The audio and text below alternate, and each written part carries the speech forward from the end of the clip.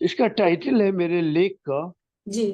मानो मानो या ना मानो, जी। विश्वास करो या ना करो, एक बार सुनिएगा जरूर, पढ़िएगा जरूर, वाह। सुनिएगा जरूर। जी। मेरा मेरा जन्म 1930। एक छोटा सा बालक हूं मैं। वो इस समय, जिस समय लेख है, बालक की उम्र का है, उस अच्छा। एज में ये लिख रहा हूँ। वाह। वर्ष 1937। मैं एक छोटा सा बालक हूँ, 7 साल का हूँ। जी। भारत में अंग्रेजों का राज है। चश्मा कहाँ है मेरा? दे। आप आराम से पढ़े सर। हाँ, भारत में अंग्रेजों का राज्य है ना। और मैं उत्तर प्रदेश जिसको बोलते हैं, ये उस समय कहलाता था north provinces Agra and Awadh, यानी अच्छा। आजाद भारत का उत्तर प्रदेश। अच्छा। उत्तर प्रदेश का छोटा सा एक कस्बा, कस्बे का एक साधारण सा परिवार, परिवार का एक बालक, अर्थात मैं इस लेख का लेखक। वाह। वर्णित घटनाक्रमों के बीच जितने घटाएं घटनाएं आपको सुनाऊंगा, उस उनके दरमियान मेरी एज 7 to 10 ईयर्स है। अच्छा। मेरी हिंदी मीडियम स्कूल का नाम सनातन धर्म हाई स्कूल। जी। इस संस्कारों के लिए बता रहा हूँ नाम। जी बिल्कुल। मेरे स्कूल का नाम ही सनातन। सनातन धर्म हाई स्कूल था। जी ये नींव तो वहीं से पढ़ना शुरू हो गई। बिल्कुल। मेरे हिंदी मीडियम स्कूल का नाम सनातन धर्म हाई स्कूल। प्रातः वे प्रातः वेदों से अनुदित संस्कृत भाषा में प्रार्थना के पश्चात, जी। मेरे ख्याल से ऋग्वेद सी थी वो प्रार्थना। ओम नमस्ते सतेथे जगत का रलाया, नमस्ते चिते सर्व लोकश आया, नमोदय तत्रा ये मुक्ति प्रदाया। अभी तक मुझे याद है। वाह।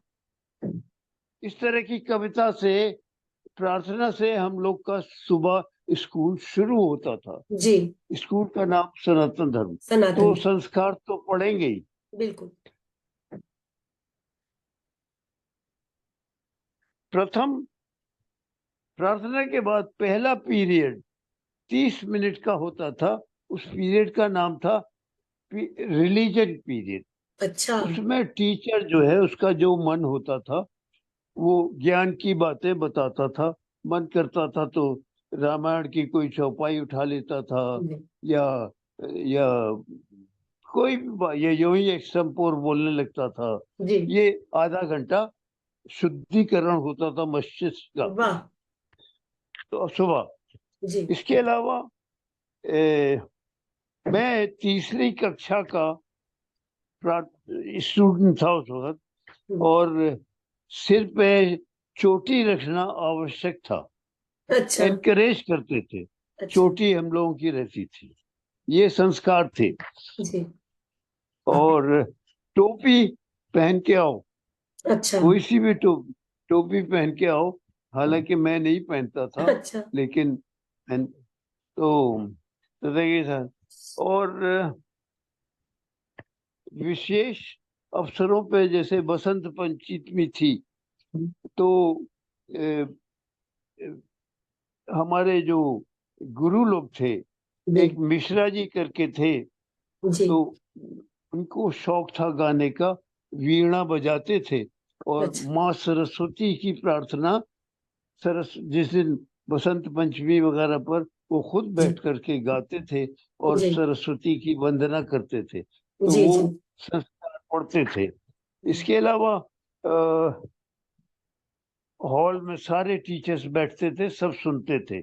जी। इसके अलावा बाहर के योगा के जो जानने वाले लोग थे, उनको इनवाइट करते थे, योगा के डेमोन्स्ट्रेशंस देते थे। जी। ये सब होता था।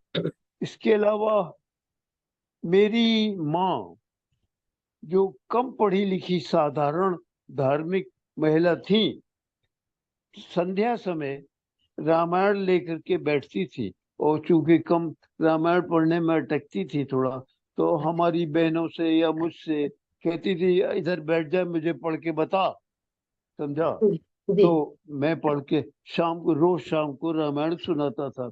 इसके अलावा लगभग महीने में एक बार जरूर रात को करीब डिनर के बाद जी हमारे चाचा जी थे, उनकी दुकान पे एक वर्कर था, वो रामायण बड़ी अच्छी पढ़ता था, गा गा अच्छा के। जी और एक पंडित जी थे, उनको रामायण कंठस्थ थी, वो अच्छा उसको समझाते थे।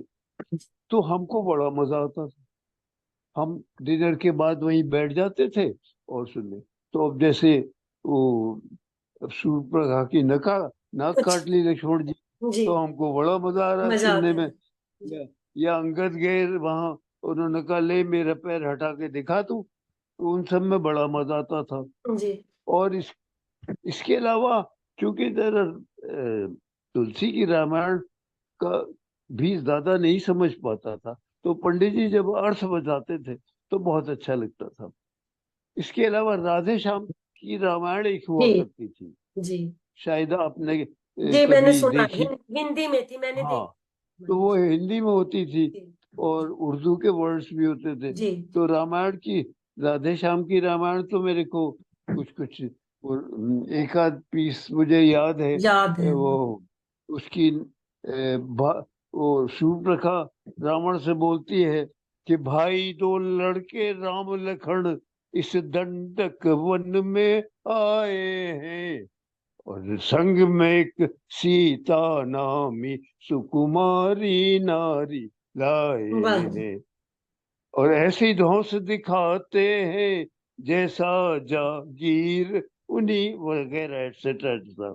और मेरी नाक गई सो गई, अब अपनी नाक बचा लो बचाओ तुम, और वाह जग में ऊंची नाक नहीं तो नकटाना। ये इस तरह के मैंने, तो बड़ा आनंद आता था, जी बचपन से ही वो संस्कार डाल दिए गए थे, तो रामायण से मोहब्बत हो गई थी। वाह